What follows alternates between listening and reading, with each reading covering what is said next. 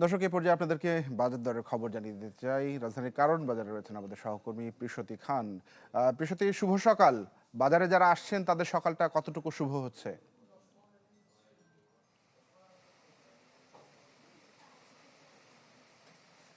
শুভ সকাল তানভীর, ধন্যবাদ। আমরা এই মুহূর্তে উপস্থিত আছি রাজধানীর কারওয়ান বাজারে। আমরা কিন্তু সকাল থেকে এখানে উপস্থিত আছি এবং বাজার ঘুরে ঘুরে বাজার পরিস্থিতি সম্পর্কে জানার চেষ্টা করছিলাম। আমরা কিন্তু বাজার ঘুরে ঘুরে যেটা জানতে পারলাম, এখানে কিন্তু সকাল থেকে তেমন খুব একটা ক্রেতার আনাগোনা আমরা দেখতে পাচ্ছি না। বিক্রেতাদের সাথে কথা বলে আমরা যেটা জানতে পারলাম, এখানে কিন্তু খুব একটা দামের ঊর্ধ্বগতি নেই। বাজেট পরবর্তী সময় হওয়ার পরেও কিন্তু খুব একটা যে দামের ঊর্ধ্বগতি আমরা দেখতে পাচ্ছি তেমন না। বরঞ্চ তাদের কিন্তু দাবি পর্যাপ্ত যোগান থাকায় দাম কিন্তু কমেছে বেশ কিছু সবজির। সপ্তাহ ব্যবধানে কিন্তু বেশ কিছু সবজি পাওয়া যাচ্ছে 10 থেকে 20 টাকা কমে। চিচিঙ্গা পাওয়া যাচ্ছে 12 থেকে 15 টাকা কমে, যা এক সপ্তাহ আগেও ছিল 35 টাকায়। বরবটি পাওয়া যাচ্ছে 40 টাকা, শসা পাওয়া যাচ্ছে 30 টাকা, কাঁচামরিচ পাওয়া যাচ্ছে 60 থেকে 80 টাকা কেজি দরে। এদিকে কিন্তু পোলাওর চালও বিক্রি হচ্ছে খানিকটা একটু বেশিতে।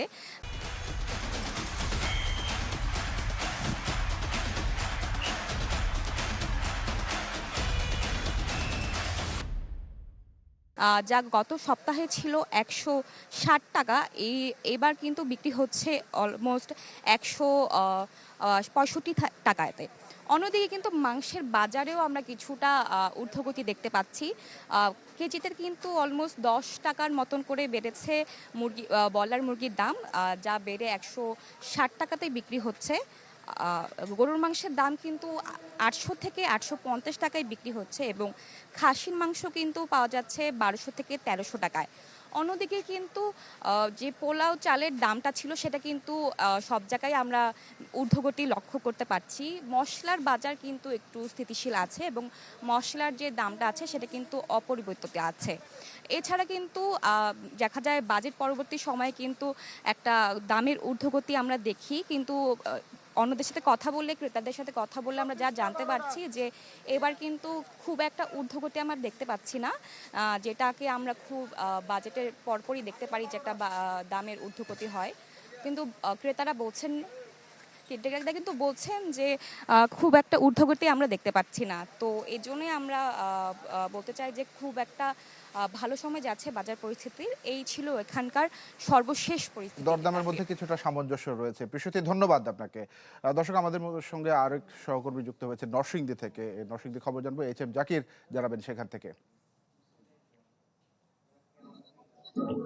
ভোলা থেকে হ্যাঁ, জানাবেন আমি তিনি। মূলত ভোলা থেকে বলছি। আমি এখানে আমরা দেখতে পাচ্ছি যে কাঁচা বাজার এবং সবজি সহ নিত্য পণ্য যে সকল জিনিসপত্র রয়েছে সবই কিন্তু সাধারণ মানুষের ক্রয় ক্ষমতার মধ্যে রয়েছে। আমি যদি একটু দেখাতে চাই যে এখানে যে সবজি বাজার রয়েছে, গেল সপ্তাহের কথা বলতে গেলে গেল সপ্তাহে যাই ছিল তার চেয়ে কিছুটা অপরিবর্তিত থাকলেও কিন্তু অনেকটা সবজি দেখা গেছে যে ৫-১০ টাকা করে কমে গেছে। এখানে একজন সবজি বিক্রেতা রয়েছে, আমরা একটু যদি তার সাথে কথা বলতে চাই যে গেল সপ্তাহে কিরকম দাম ছিল, এখন ওটা কিরকম দামে বিক্রি করছে? গেল সপ্তাহ থেকে এখন একটু কম আছে সবজির দাম, অনেকটা কমেছে। যেমন ধরেন রেখা 30 টাকা, গতকালকে বেচি 40 টাকা, আজকে 30 টাকা। শসা 30 টাকা, কাঁকড়া আছে 50 টাকা, পেঁপে 35-30, তারপরে ধুন্দুল 30 টাকা, ধনিয়া পাতা 250 গ্রাম 40 টাকা, এরকম আর কি। আমরা দেখছি যে সবকিছুই কিন্তু সাধারণ মানুষের ক্রয় ক্ষমতার মধ্যে রয়েছে। একইভাবে যে ডিমের বাজারে সেটিও দেখছি গেল সপ্তাহে ডিম 40 টাকা হালি প্রতি বিক্রি হতো, কিন্তু এখন দেখছি সেটি 35-এ নেমে আসছে। এর বাইরেও যে মুদি বাজারও সেটি একইভাবে লক্ষ্য করা গেছে যে রসুনের কেজি যেখানে 140 টাকা বিক্রি হতো সেটি এখন 35 টাকা বিক্রি হচ্ছে। পেঁয়াজ 40 টাকার পেঁয়াজ এখন 35 টাকা বিক্রি হচ্ছে। আদার 160 টাকার আদা 155-50 টাকা বিক্রি হচ্ছে।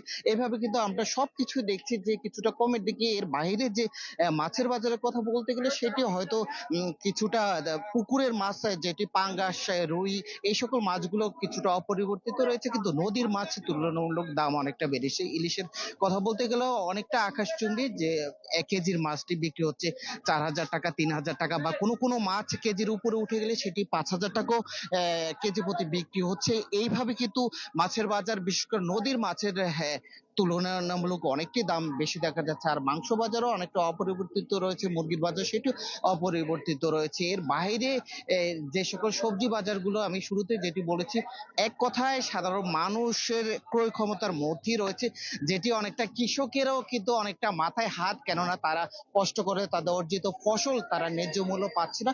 এটি কিন্তু বলছে বিক্রেতা ব্যবসায়ী উভয় কিন্তু এক কথায় স্বস্তির মধ্যে রয়েছে। তানভীর। জাকির, অনেক ধন্যবাদ আপনাকে।